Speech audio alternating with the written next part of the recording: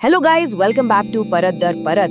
सत्ता और दौलत की परछाइयों के पीछे एक ऐसी कहानी दफन है जिसमें राज है, बेहिसाब ताकत है और सच को सामने लाने की एक लंबी, बहुत लंबी जंग है।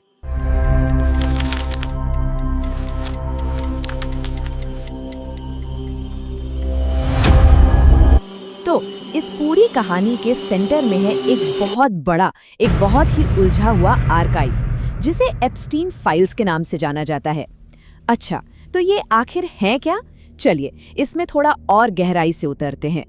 अब देखिए, इन फाइलों की अहमियत को समझने के लिए ना हमें पहले उस शख्स की कहानी को समझना होगा जो इस सबके बिल्कुल सेंटर में था। 2005 फ्लोरिडा पुलिस ने एक नाबालिग के यौन शोषण के मामले में एप्स्टीन की जांच शुरू की। फिर 2008 में एक बहुत ही कंट्रोवर्शियल डील हुई जिसमें उसे सिर्फ 13 महीने की सजा मिली, वो भी वर्क रिलीज के साथ। और फिर 2019 में उसे फिर से सेक्स ट्रैफिकिंग के इल्जाम में गिरफ्तार किया गया, लेकिन कुछ ही हफ्तों बाद उसकी जेल में मौत हो गई और कहा गया कि ये एक सुसाइड था। उसकी मौत अपने पीछे ना सवालों का एक पहाड़ छोड़ गई और साथ ही सीक्रेट डॉक्यूमेंट्स का एक पूरा का पूरा खजाना, और इसी ने सालों तक चलने वाली एक लड़ाई को जन्म दिया, इन दस्तावेजों को सबके सामने लाने की लड़ाई। तो चलिए देखते हैं कि हम इस पूरी उलझी हुई कहानी को कैसे परत दर परत खोलेंगे। चलिए आगे बढ़ते हैं और देखते हैं ये मामला कैसे बना।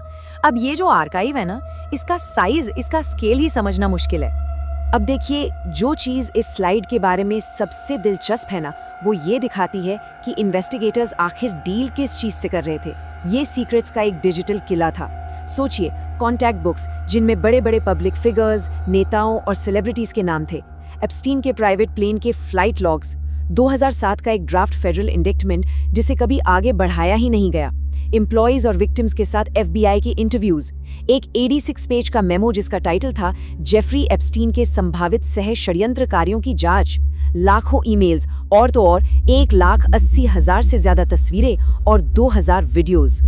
अब जब इतने सारे सबूत पब्लिक की नजरों से छिपे हुए थे, तो जाहिर है उन्हें रिलीज करने का प्रेशर भी बहुत ज्यादा बढ़ गया। कई सालों तक ये फाइलें बंद ही रहीं, लेकिन विक्टिम्स और उनके वकील वो चुप नहीं बैठे। उन्होंने अपनी लड़ाई जारी रखी और इसे सीधा देश की राजधानी तक ले गए।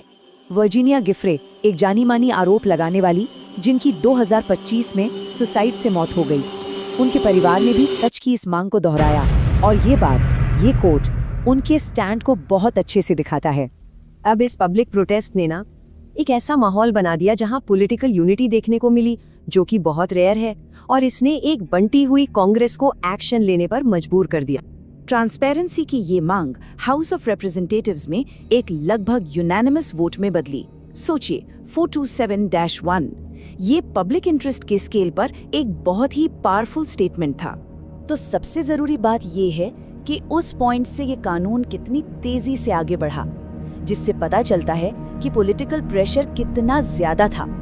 पहले हाउस ने इसे 427-1 से पास किया, फिर उसी दिन सीनेट ने भी इसे यूनानिमसली अप्रूव कर दिया, और अगले ही दिन प्रेसिडेंट ने इस एक्ट पर साइन करके इसे कानून बना दिया। इस नए कानून ने डिपार्टमेंट ऑफ जस्टिस को ये फाइलें रिलीज करने का आदेश दिया, लेकिन क्या रिलीज हुआ और कब हुआ, उसने इस कंट्रोवर्सी को और भी ज्यादा गहरा कर दिया। दिसंबर 2025 में जो पहला रिलीज हुआ ना, वो कानून बनाने वालों को बिल्कुल भी पसंद नहीं आया, और तुरंत ही दोनों पार्टियों की तरफ से इसकी आलोचना शुरू हो गई। देखिए, कानून में कहा गया था कि 19 दिसंबर 2025 तक DOJ के रिकॉर्ड्स रिलीज किए जाएं, पर डिलीवर क्या हुआ? फाइलों का एक छोटा सा बैच, वो भी भारी भरकम रिडैक्शंस के साथ। मतलब बहुत कुछ छुपाया गया था। जाहिर है सबने कहा कि ये कानून की जरूरतों को पूरा नहीं करता। 1 महीने बाद DOJ ने एक बहुत बड़ा डेटा डंप किया, लेकिन जल्द ही एक बहुत बड़ी गड़बड़ी सामने आई। हालांकि डिपार्टमेंट के अपने ही नंबर्स ने एक बहुत बड़ा गैप दिखाया, जो उन्होंने पहचाना था और जो उन्होंने पब्लिक किया था, उसके बीच। उन्होंने कुल 60 लाख पेज पहचाने थे जो शायद इससे जुड़े हो सकते हैं, पर रिलीज कितने हुए? करीब 35 लाख। तो सवाल ये है कि बाकी के पन्ने कहाँ गए? और यही गैप हमें इस कहानी के आखिरी चैप्टर की तरफ ले जाता है, वो सवाल जो आज भी पब्लिक रिकॉर्ड में चुभते हैं। डिपार्टमेंट ऑफ जस्टिस और उसके क्रिटिक्स दोनों के व्यूज इस बात पर बिल्कुल अलग हैं कि कानून पूरा हुआ है या नहीं। डीओजे का कहना है कि रिलीज कंप्लीट है। जो फाइलें रिलीज नहीं हुई वो या तो डुप्लीकेट थीं या प्रिविलेज थीं या फिर इस केस से रिलेटेड ही नहीं थीं। वहीं क्रिटिक्स का मानना है कि डीओजे गैरकानूनी तरीके से ज़रूरी दस्तावेजों को रोक रहा है, जिसमें विक्टिम इंटरव्यूज़, 2007 का ड्राफ्ट इंडिकमेंट और लाखों ईमेल्स शामिल हैं। अब एक बहुत बड़ा मुद्दा वो क्लाइंट लिस्ट है, जिसके बारे में सबने सुना है। ऑफिशियल वर्ड क्या है इस पर? एक मेमो में जिस पर दोनों पार्टियों ने सवाल उठाए, जस्टिस डिपार्टमेंट ने एक पक्का लेकिन बहुत ही कंट्रोवर्शियल जवाब दिया। उन्होंने कहा कि एप्स्टीन फाइलों में कोई ऑफिशियल क्लाइंट लिस्ट थी ही नहीं। कोई भरोसेमंद सबूत नहीं है कि एप्स्टीन बड़े लोगों को ब्लैकमेल कर रहा था।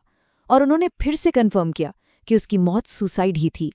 तो ये जो अधूरा रिलीज है, ये जो भारी भरकम रिडैक्शंस हैं और ये जो ऑफिशियल इनकार है, ये सब हमें एक आखिरी परेशान करने वाले सवाल पर लाकर छोड़ देते हैं। एप्स्टीन फाइलों की कहानी अभी खत्म नहीं हुई है। जैसे जैसे और डिटेल्स सामने आएंगी, जवाबों की तलाश जारी रहेगी। लाइक, शेयर और सब्सक्राइब करना मत भूलिएगा।